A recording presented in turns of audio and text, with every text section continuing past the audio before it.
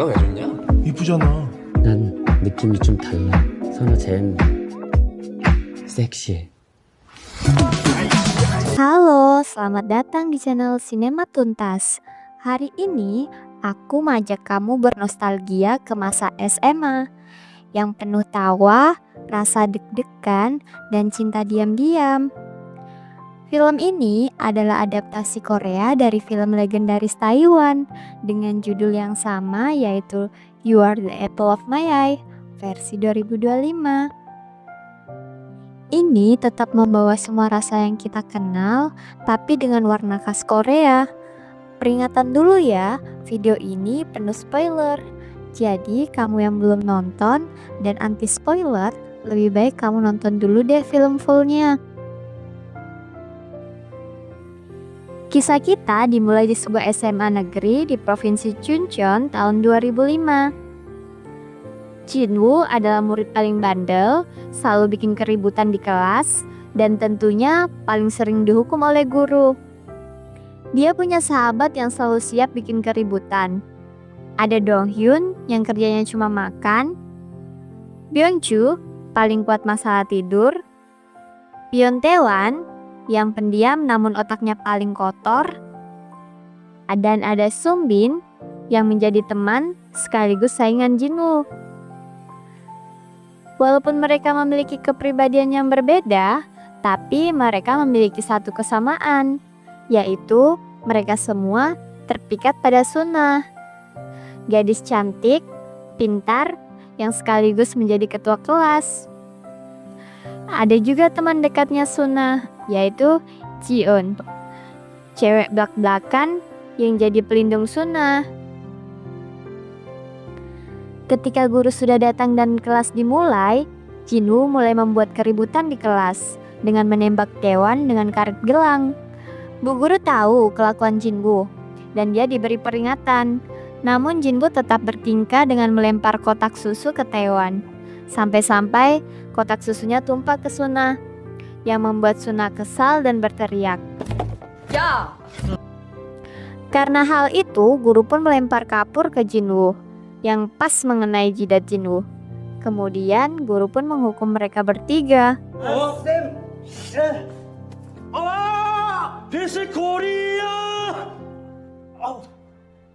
Film pun beralih di malam hari. Saat Jinwoo makan malam dengan keluarganya, ayahnya mengatakan mendapatkan telepon dari sekolah bahwasannya Jinwoo pindah tempat duduk di depan ketua kelas dan mau giat belajar. Jinwoo pun tak berkutik dan mengiyakannya. Karena hal itu, ayahnya pun memberi masakan spesial untuk Jinwoo. Sampai ibunya komplain dan berkata, biaya makan akan membengkak. Namun, makan malam dapat berlangsung dengan ceria. Saat di kelas, guru tiba-tiba mengadakan ujian dadakan. Namun, Sunah lupa membawa buku ujiannya. Karena demi mendapatkan cinta Sunah dan terhindar dari ujian, Jinwoo pun memberi buku ujiannya ke Sunah. Namun, karena hal itu, Jinwoo pun dihukum. Di saat Sunah membuka buku ujian Jinwoo, dia mendapatkan banyak gambar dan coretan di buku tersebut yang bertulis bahwasannya Jinwoo tidak pernah memiliki cita-cita. Saat jam istirahat tiba, Sunah pun langsung berterima kasih ke Jinwoo. Dan Jinwoo bilang itu semua tidak gratis. Sunah pun bertanya, apakah benar Jinwoo tidak memiliki cita-cita sehingga dia tidak bersemangat untuk belajar. Namun Jinwoo berkata bahwasannya dia tidak belajar karena takut menjadi sangat pintar. Sampai akhirnya dia dilempar bola basket oleh Sungbin dan mengajak Jinwoo bermain. Setelah itu, Jinwoo pun kalah dan Sungbin pun memperingati Jinwoo agar tidak mendekati Sunah. Dengan gagah dan kerennya, Jinwoo pun berkata, lain kali katakan sebelum bertanding. 다음부턴 게임 전에 말해라.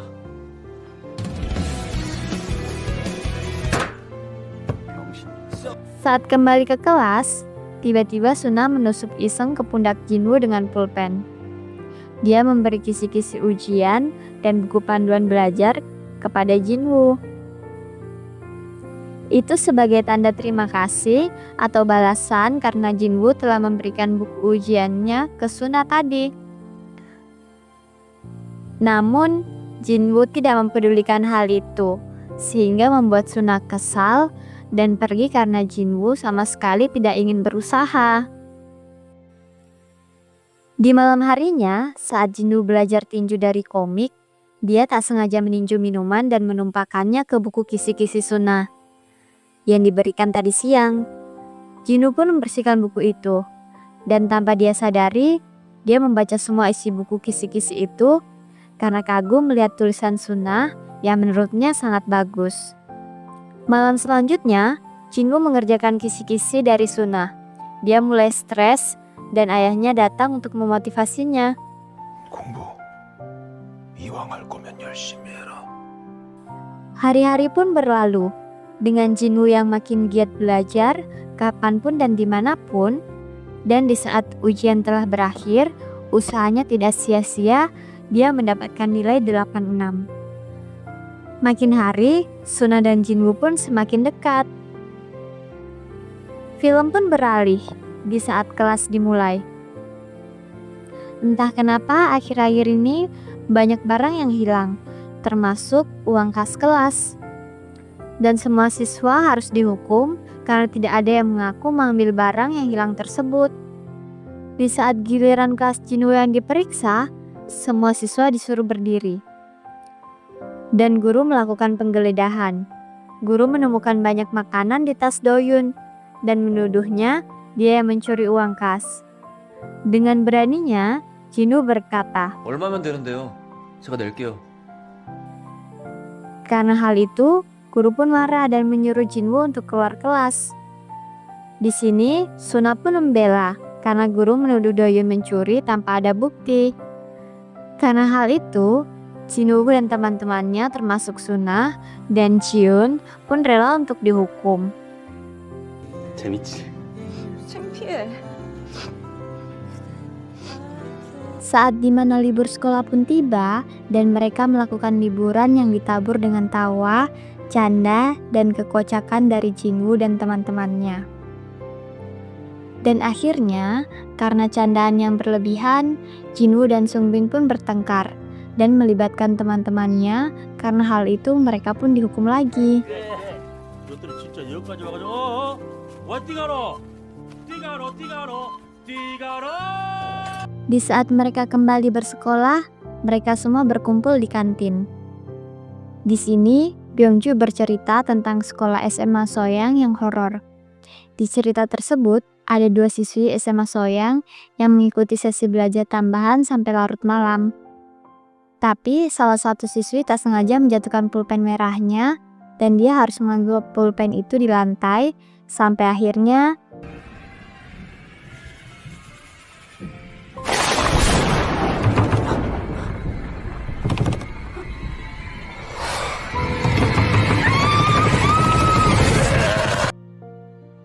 Dua minggu lagi, ujian akhir akan tiba.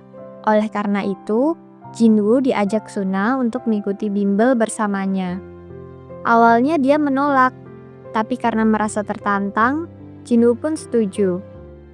Jinwoo menantang Suna untuk taruhan nilai. Jika Jinwoo kalah, dia akan mencukur rambutnya. Dan jika Jinwoo menang, Suna harus mengurai rambutnya ke depan seperti hantu. Makin hari, Jinwoo makin giat belajar. Sampai-sampai suara belajarnya mengganggu tetangga apartemennya. Dan dia juga melibatkan ayahnya memotong bawang agar Jinwoo tidak mengantuk saat belajar.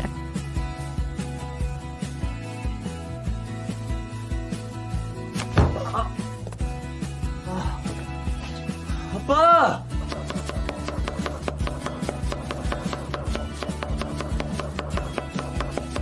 Film beralih di mana Suna melakukan bimbel di malam hari. Dia tidak sengaja menjatuhkan pulpen merahnya, namun tiba-tiba mati lampu.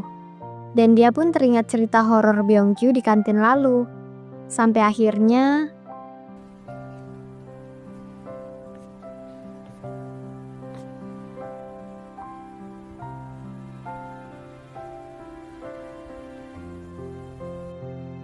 Jinwoo datang dengan cukuran barunya karena nilainya kalah. Disitulah Suna dan Jinwoo makin lama makin tambah dekat dan menumbuhkan rasa satu sama lain. Ujian akhir pun tiba. Ujian ini menentukan di mana mereka akan masuk ke universitas. Semua siswa sibuk mengerjakan soal ujian, kecuali Bongju yang malah tidur. Seusai ujian, mereka semua pergi karaoke dan lanjut bersenang-senang sepuasnya, sampai di mana mereka semua berlibur di pantai. Di momen itu, Sungbin mengungkapkan perasaannya ke Suna. Namun, belum sempat mengucapkannya, Jinwoo mengacaukan momen itu.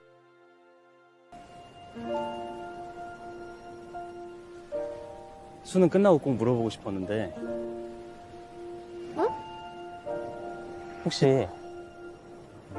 혹시 나는 어떻게 생각해?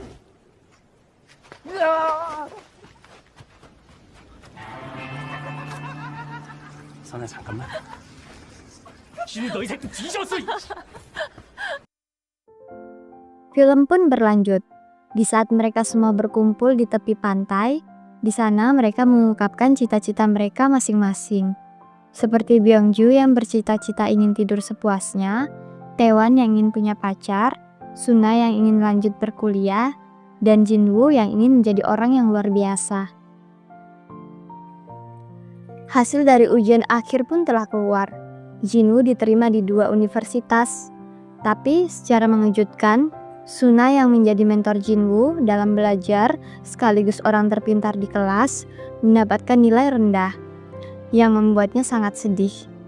Di momen kesedihan itu, Jinwoo malah mengungkapkan perasaannya ke Suna. Dia tidak peka situasinya sehingga Suna tidak menjawab ungkapan perasaannya. 수나야, 내가 너 많이 좋아하는 거 알지? 난 네 수능 결과가 어떻든 너 계속 좋아할 거야. 너 진짜 분위기 파악 좀 해. 미안. 미안해. 미안해. 내가 취소할게, 취소할게.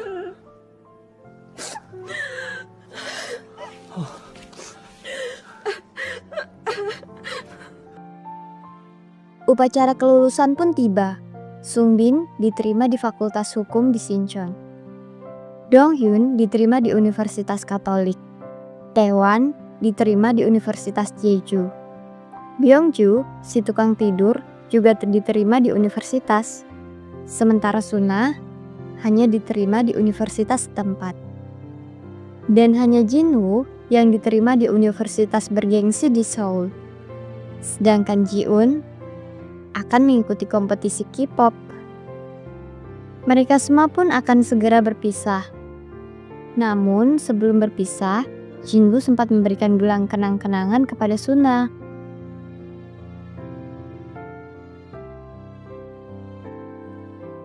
Waktu pun berlalu. Jinwoo sudah berkuliah di universitas bergengsi di Seoul. Namun hal pertama yang dia pelajari saat berkuliah adalah minum-minum yang tiada habisnya. Di sela-sela itu, Jinwoo menghubungi Suna. Namun, Suna tidak mengangkat telepon dari Jinwoo karena Suna juga sedang berkumpul dengan teman-temannya. Suna menghubungi Jinwoo di keesokan harinya. Namun Jinwoo tidak mengangkat telepon Suna karena sedang mengikuti mata kuliah. Setelah mereka tidak sama-sama sibuk, Suna memberitahu Jinwoo bahwa dia akan datang. Dan akhirnya, mereka berdua pun bertemu. Saat Suna turun dari bis, Jinwoo terpesona dengan kecantikan Suna. 선아야!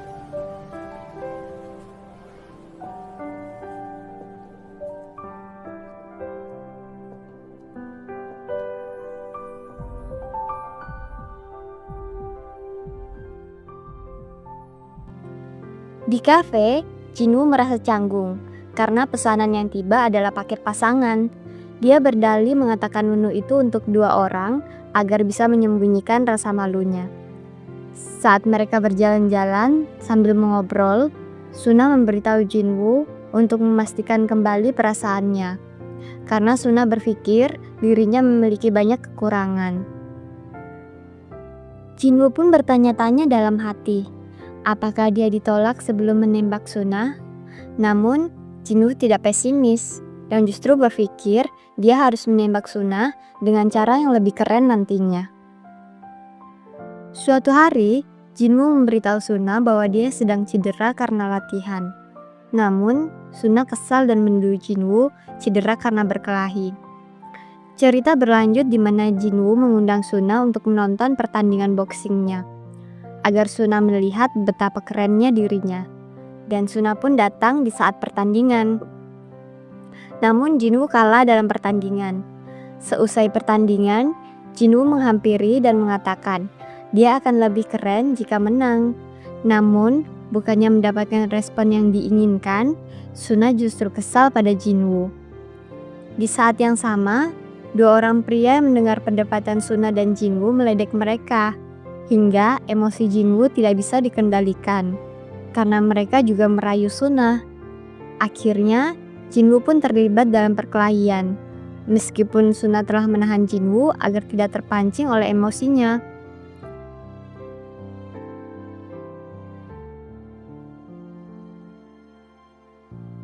Seusai perkelahian itu, di halte bus mereka kembali berdebat, dan Suna menganggap apa yang dilakukan Jinwoo kekanak-kanakan di usianya saat ini karena Suna berpikir Jinwoo harusnya lebih giat belajar, bukan melakukan hal yang tidak perlu.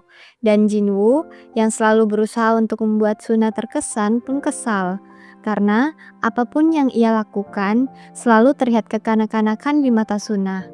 Perdebatan pun menjadi panas karena mereka saling mempertahankan ego masing-masing.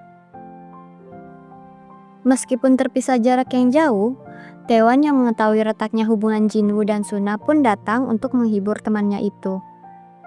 Di lain tempat, Sungmin mengetahui situasi yang terjadi dan memanfaatkan keadaan dengan menemui Suna. Di sebuah kedai di mana mereka minum-minum, Taewon yang mabuk memancing emosi orang lain, sehingga mereka pun terlibat perkelahian.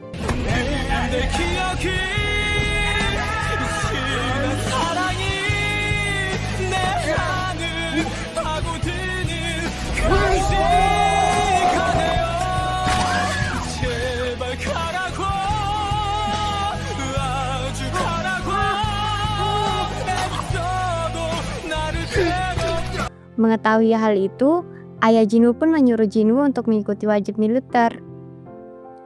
Di saat Jinwoo wajib militer, Suna sering bertemu dengan Sungbin, sehingga muncul rumor bahwa Suna dan Sungbin berpacaran. 1 tahun kemudian, terjadi badai topan dan hujan lebat. Sementara Jinwoo dan rekan-rekan wajib militernya membereskan kekacauan akibat badai, ia pun mengkhawatirkan kondisi Suna karena badai mengarah ke wilayah tempat tinggalnya. Jinwoo mendatangi seniornya dan meminta izin agar bisa menelpon. Bukannya diberi izin, ia justru dimarahi. Di malam harinya, ia mencari telepon umum agar bisa menghubungi Suna. Namun sayangnya, terdapat antrian panjang. Seniornya memanggil Jinwoo ke belakang gedung. Tanpa diduga, ia diberi ponsel agar bisa menelpon, karena merasa tidak enak telah memarahi Jinwoo.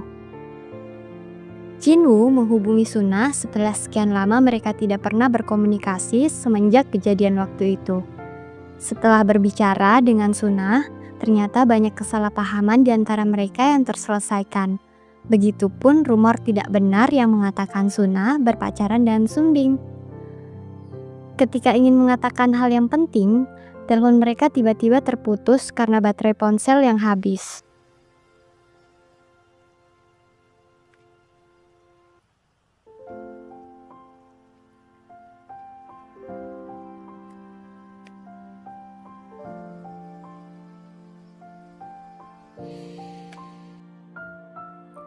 Waktu pun berlalu, dan Jinwoo telah bebas dari wajib militernya.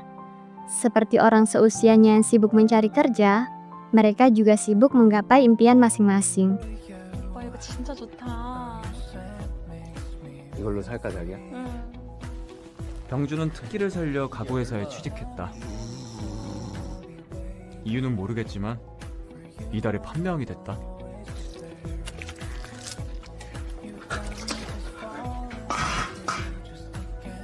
제주대에서 CC 한번 못해본 태환이는 학창 시절 그녀와 애월에서 꿈을 이뤘다.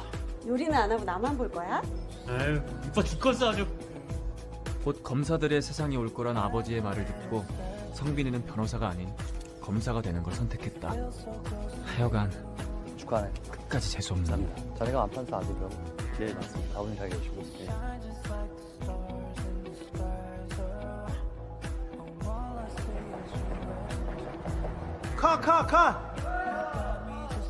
동현이는 K-팝 산업에 뛰어들어 필이 없잖아, 필이. 덕업일치를 이뤘다. 안무쌤, 애들 좀 다시 봐줘야겠다. 아, 필! 학교 옥상에서 특훈을 받던 지수는 안무가가 됐다. 다시 한번 맞춰보자. 지금 너무 좋아. 좋은데 필이 없다고 필이. 자, 레모네이드에 상큼한 톡 쏘는 맛이 없다고. 걸그룹이 꿈이었지만 그렇지 그런. 그와 느낌이야, 가까운 곳에서 알겠지? 행복을 이뤘다. 어때? Ketika Jinwoo sedang membuat webtoon baru tentang kisah SMA dengan Suna yang menjadi tokoh utama, tiba-tiba Suna menghubunginya dan memberi kabar tentang pernikahannya. Bukan dengan Sungbin maupun Jinwoo, tapi Suna menikah dengan orang lain. Di acara pernikahan, saat mereka duduk bersama, Sungbin mengungkapkan kekesalannya. Jinwoo yang melihat Suna berjalan di altar justru mengembangkan senyum. Sesi foto bersama mempelai pun dimulai. Saat mempelai pria dan wanita saling berciuman, sorot mata tak suka karena cemburu terlihat jelas pada Sungbin dan Jinwoo.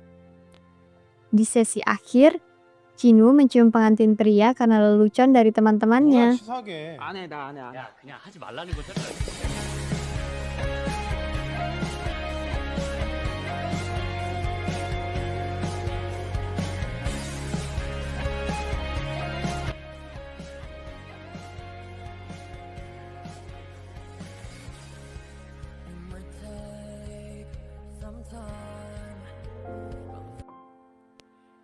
Pada momen tertentu, hal yang paling kita rindukan adalah versi muda dari diri kita sendiri saat sedang jatuh cinta untuk pertama kalinya. Jangan lupa like video ini dan subscribe biar kamu gak ketinggalan kisah-kisah romantis lainnya. Bye!